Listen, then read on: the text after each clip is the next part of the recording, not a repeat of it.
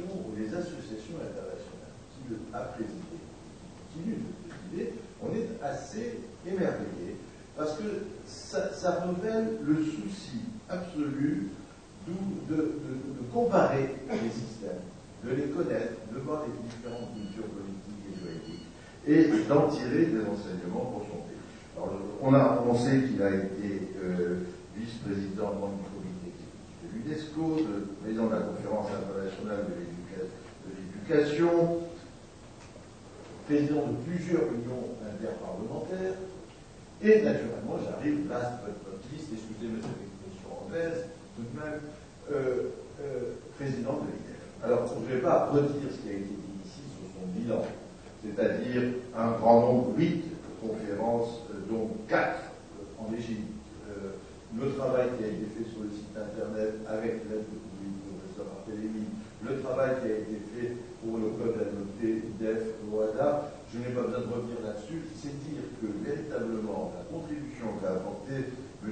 Soro pendant ces 12 années de présidence de l'IDEF sont à l'image de certains intérêts qui portent à la comparaison, à l'ouverture internationale, et donc nous lui en sommes très vivement reconnaissants.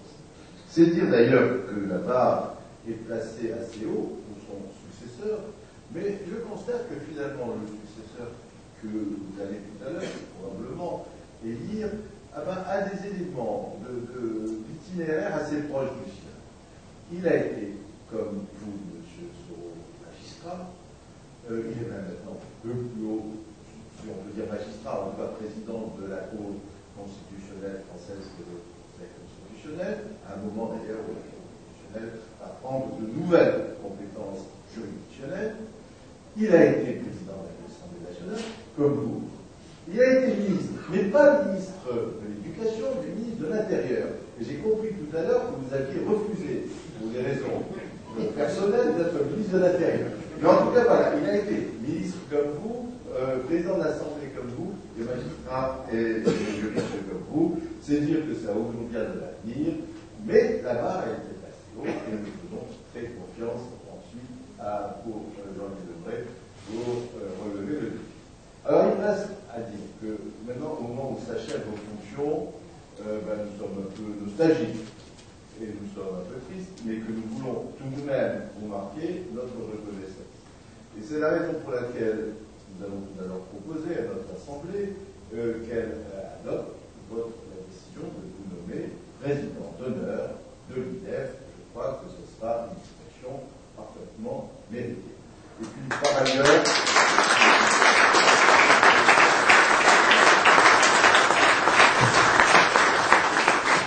comme on dit aux Nations Unies, la décision est adoptée par acclamation. Eh bien, il me reste ensuite à matérialiser ce respect et cette amitié que nous vous portons en vous remettant au nom du vice-directeur de l'IDEF cette petite médaille qui rappellera concrètement votre contribution à la présidence de l'IDEF et qui sera un petit souvenir de notre affection et de notre amitié.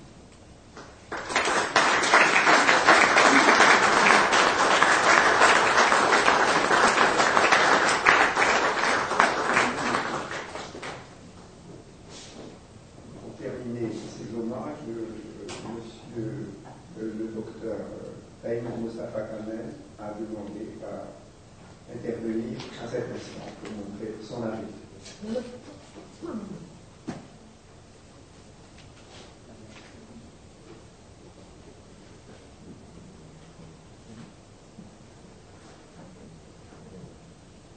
Monsieur le Président Soro, Monsieur le Président Debré, mes chers collègues, vice-président, membre du comité, et chers participants au congrès du Québec. Je suis venu à dire juste quelques mots à cette assemblée, car je dois beaucoup à un président qui a, que nous connaissons depuis le président de qui est toujours, je l'avais toujours depuis, je veux dire, sa jeunesse, une ambition, je veux dire, indéterminée. Le président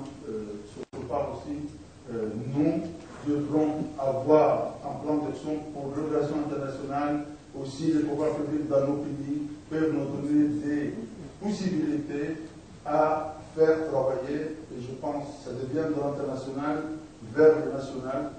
C'est avec ça que je vais terminer en sortant au président Soro, je dois le voir, mais je lui dis quand même, nous continuons votre message et je souhaite au président Debré l'âme du succès, nous sommes à son service à une condition que l'Égypte devient d'être bien efficace, dynamique et aussi reconnue par toutes les institutions. Merci.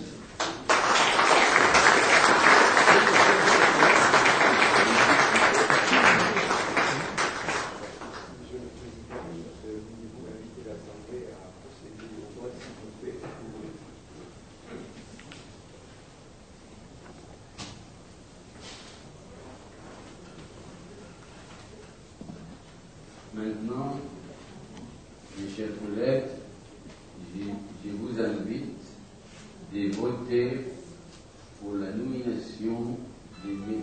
Président Debré pour être président de l'EDEF.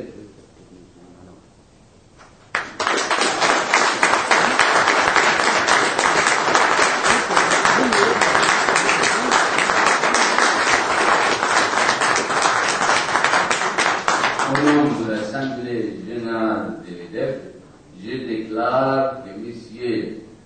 le président Debré est maintenant et d'ici un instant est le président de l'EDEF. Je vous souhaite que nous obtenions toute la succès.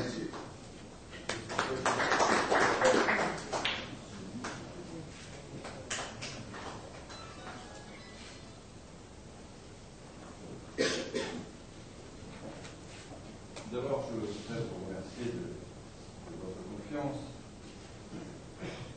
Je suis parfaitement conscient de l'importance de mon rôle désormais, à plusieurs titres. D'abord, succéder à René Cassin, avec qui j'ai commencé ma thèse de doctorat en Laurent. Succéder à Edgar Faure, qui avait été avant moi à la présidence de l'Assemblée nationale, succéder à Raymond Barre, qui est très lié à une petite île de l'océan Indien qui m'est très chère, la Réunion.